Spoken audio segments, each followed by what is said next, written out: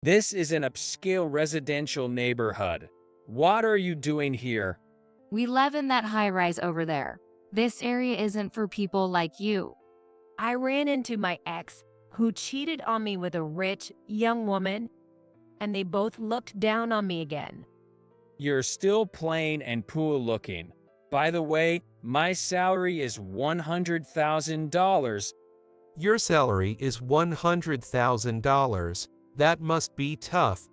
The unexpected reply came from my husband.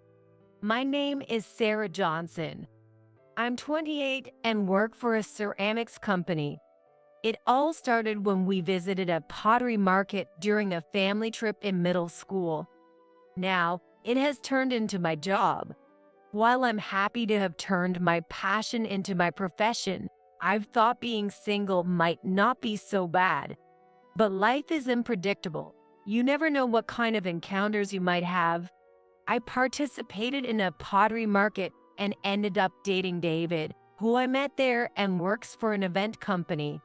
Sarah likes her work and puts a lot of effort into it, so she respects my job too. I feel I can build a secure home with Sarah. He said that, and since I had no intention of quitting my job, I thought we could manage well even after getting married. David often travels to event locations for work and is busy on weekends. Likewise, I sometimes have to work on weekends due to the pottery studio schedule. It's unavoidable that we can't meet on days off or sometimes cancel plans at the last minute. As a good-natured person, I noticed something wrong with him too late.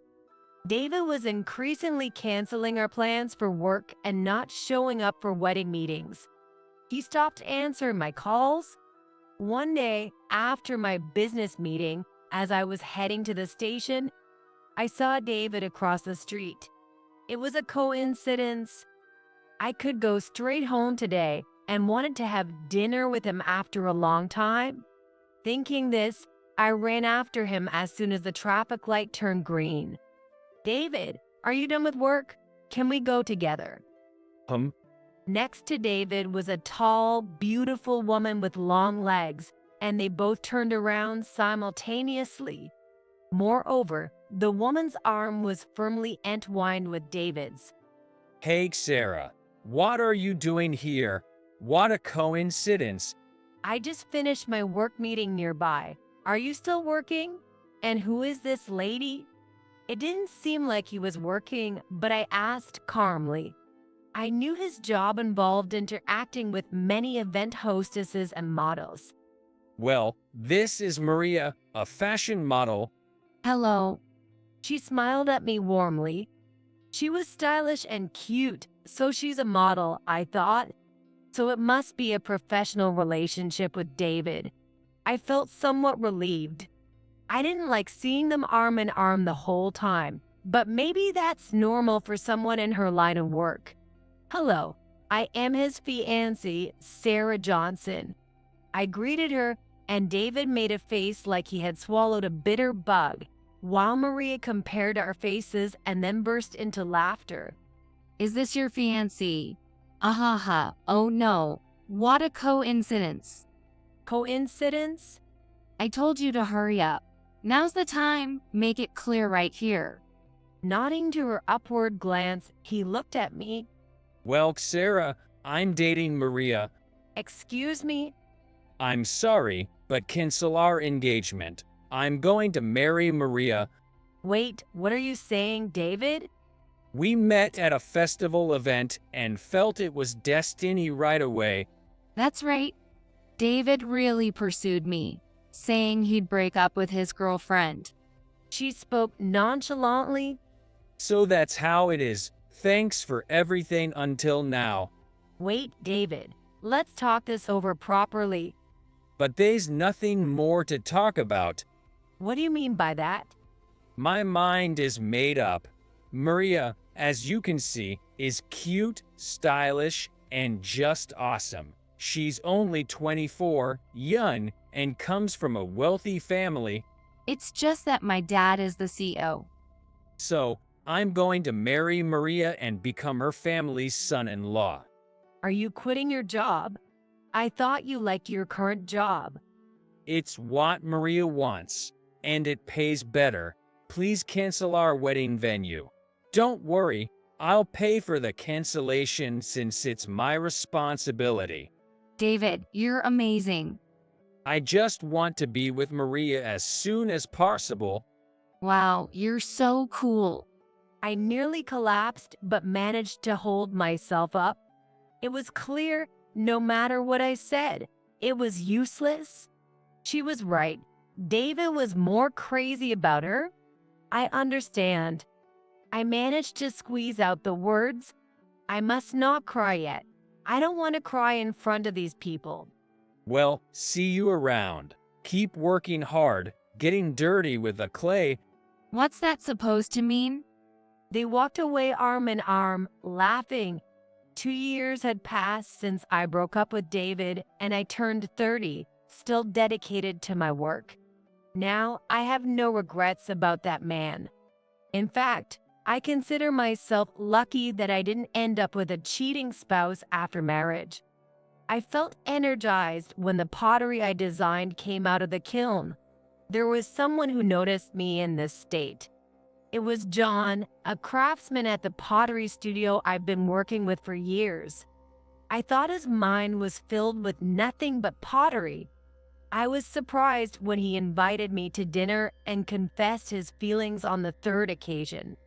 I respected him as a craftsman and was honestly delighted. However, carrying a significant trauma, I was hesitant to step into a relationship again. So I shared everything with him. I had announced my engagement at work and to the pottery community, so he knew about the broken engagement. He listened quietly and then gave me his usual gentle smile. That must have been tough. Yes, it was. Actually, I was shocked when I heard you were getting married. But I thought it was natural for someone as wonderful as you to have a partner. And I blamed myself for not making a move. Excuse me? It was an unexpected revelation. When you forced a smile, saying your engagement was called off, I wanted to support you immediately, but I thought you needed time. I wanted you to keep making good pottery to help cheer you up. Have you been thinking about me for that long? And I might look it, but I'm quite popular. What? Maybe because my grandfather is wealthy. I've been approached by very beautiful women and have dated some, but I never felt thrilled by them. I enjoy working with clay much more. Is that so?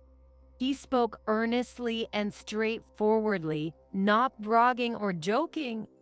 As I found this aspect of him intriguing, he looked at me intently. Sarah, you're the first person I've ever wanted to make happy. While feeling a chuckle rising, my heart warmed up.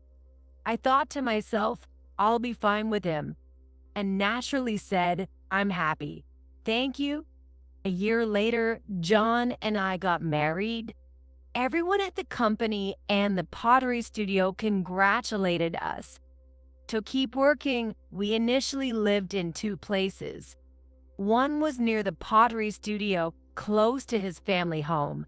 I had heard his grandfather was wealthy, but I was amazed by the size of their mansion. We live in a part of it.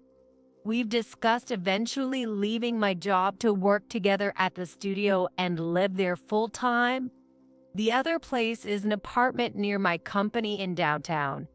The apartment still needs more furniture, so today we went to a nearby interior design shop.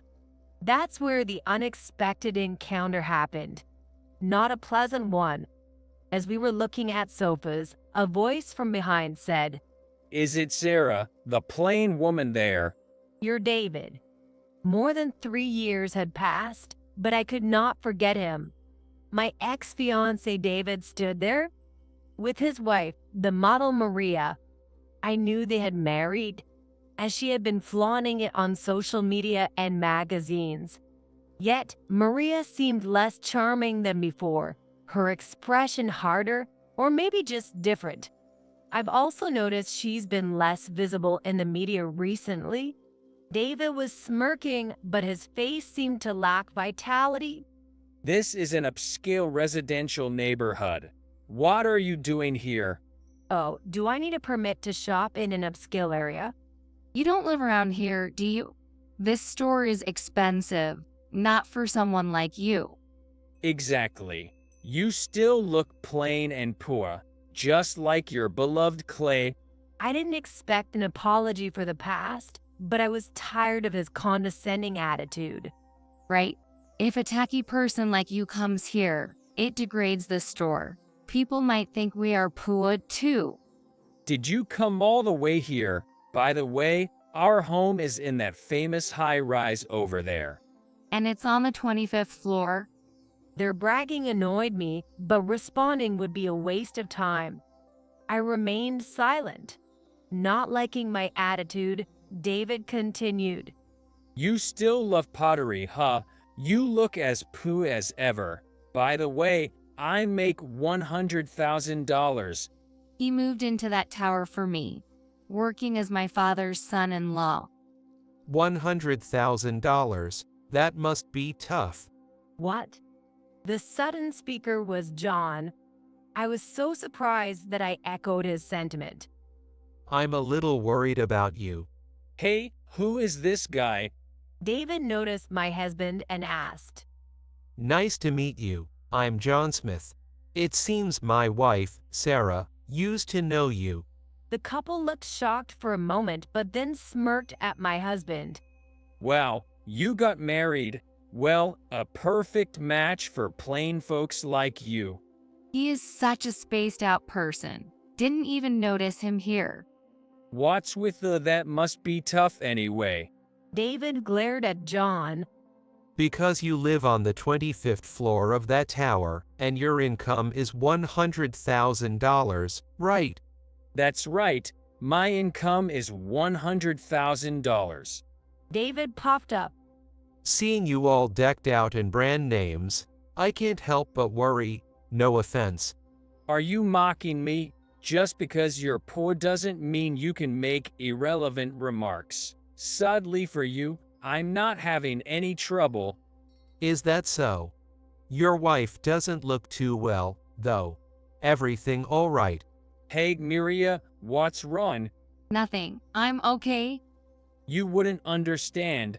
A number like $100,000 is out of your league. What about you, making $10 an hour? No, I'm not on an hourly wage. I'm not employed in the traditional sense. I stay at home. So, you're unemployed. Sarah got married only to be someone's cash cow. Wait, that's not right. Please don't insult my precious Sarah. A freeloader husband has to defend his wife, I guess. You're jobless and yet so weird. They continued to look down on us, misunderstanding the situation. Sarah, let's go. We shouldn't bother with these people who have no future. Yes, let's leave. John took my hand, and we walked away from there. Pathetic losers. Don't come around here anymore. Don't pretend to be locals. We live in the President Tower. As my husband responded, the two burst into laughter. Don't lie because you're so upset. Everyone knows the name because it's super famous. The highest around here. No way a jobless person could live there. Ignoring their loud laughter, we walked away. I can't believe we met them here. I'm so sorry, John. While walking, I apologized to him. Perhaps it was rude of me to worry about their finances upon our first meeting. This is why people say I can't read between the lines. Maybe. I almost burst out laughing at my always serious husband's comment. Clearly, they were the rude ones. But living so close in that tower is annoying. What if we keep running into them? Our apartment was nearby. Their tower was one of our options, but I was really glad we chose differently. John reassured me. Don't worry, they won't be there for long. Why? Isn't that woman's family wealthy? Do you know their name? I do, but confused by what he meant, I just stared. A few days later, as my husband and I were leaving the entrance, we heard a sudden voice. Seriously, you really live here? David and his wife appeared before us, and my eyes widened. Why are you here? Help us. What's the matter? I'm being kicked out of that tower Oh, why is that? because of unpaid rent. You haven't paid the rent? Well, that's understandable then.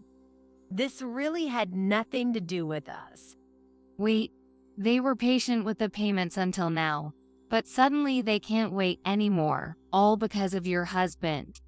Now Maria was the one shouting. How is that my husband's fault?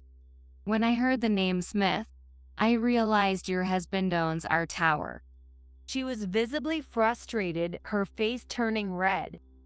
It's not me, but my father. What? It was originally owned by my grandfather, but I think it's in my father's name now. Anyway, it doesn't really matter.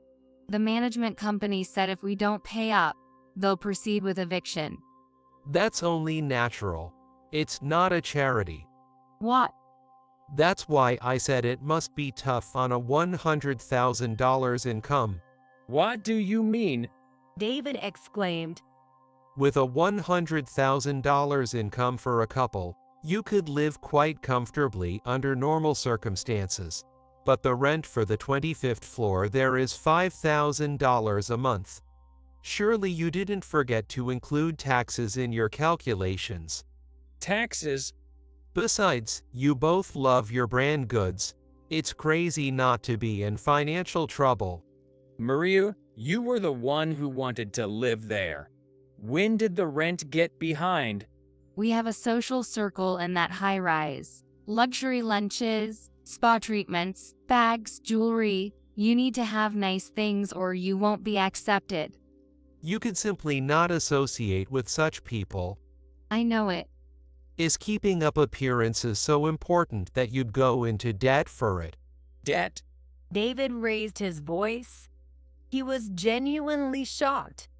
Didn't he notice anything? What do you mean we have unpaid rent and debts? That's the thing. It's tough being at the top among the high floors. As a model, I can afford to look shabby. There's hardly any modeling work for you now. Well, yes, but So that was it. No wonder I hadn't seen her around lately. The industry seems tough, with new, young faces constantly coming in. As I murmured, Maria glared at me fiercely. shut up, you plain woman. Damn it, Maria, you said you'd handle the finances, and you didn't even pay the rent. David confronted Maria angrily. Her family is wealthy, right? You always boasted about it. Why not ask them for help? I said with a hint of sarcasm. But her family's business has been struggling since last year, and they can't afford it. What are you? That's why you couldn't pay the rent, right? Maybe until now her family was helping out. Why do you know about my dad's company? Because my grandfather is the chairman of the Smith Group. Seriously, the Smith Group. So, you're a real rich man.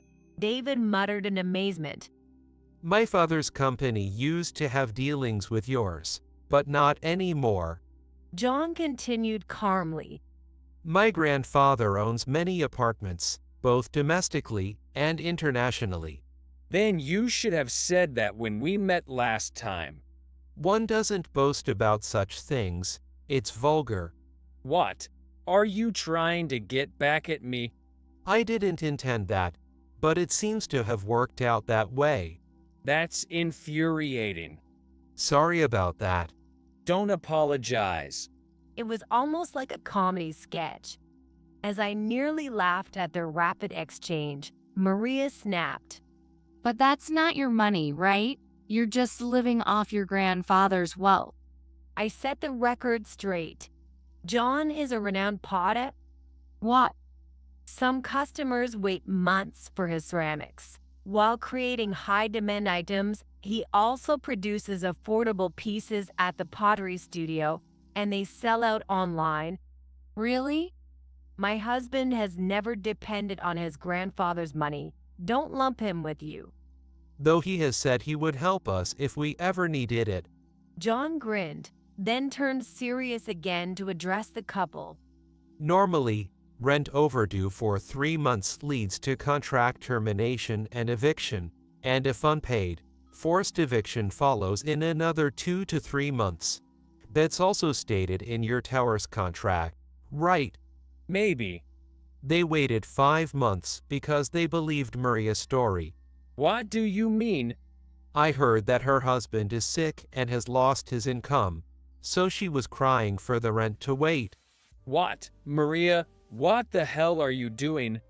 But it was a lie, and there were debts from lavish spending. I've reported this to my father and grandfather. Why do you know about my debts? David was pale-faced, and Maria was nearly in tears. I looked into it myself. John said nonchalantly, I knew about the past from Sarah. We are happy now, and meeting them again was just a coincidence. So what's the problem then? But what did you say to Sarah upon this reunion? No apology, just looking down and insulting her. I couldn't forgive that. But I was genuinely worried about you.